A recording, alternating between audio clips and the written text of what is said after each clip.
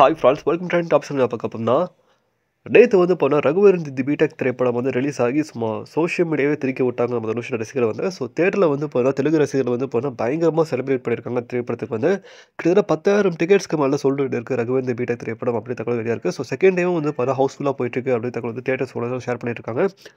So ஒரு மரணமான சம்பவம் பண்ணியிருக்காங்க. தெலுங்கில் வந்து பார்த்தா அவ்வளோ கிரேஸ் அவ்வளோ மேட்டர்ஸ் அந்த படத்துக்கு அப்படி வந்து கொண்டாடுறாங்க. அந்த திரைப்படம் கிட்டத்தட்ட ஒரு டிகேடே ஆயிடுச்சுன்னு நினைக்கிறேன். ஸோ அப்படி இருக்கும்போது அந்த படத்தை கொண்டாடும் போது வேற லெவல் வைப்பாக இருக்குது.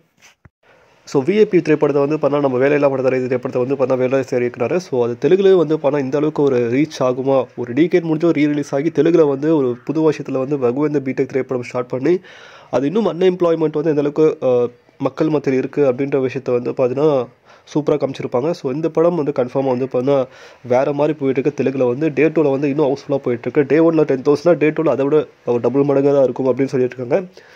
ஸோ இதை பற்றி உங்களுக்கு அதை வந்து கமெண்ட் பண்ணுங்கள். ஸோ மேலும் லைக் பண்ணுங்கள், ஷேர் பண்ணுங்கள், சப்ஸ்கிரைப் பண்ணுங்கள், மறக்காம லைக் பண்ணுங்கள். மகிழ்ச்சி.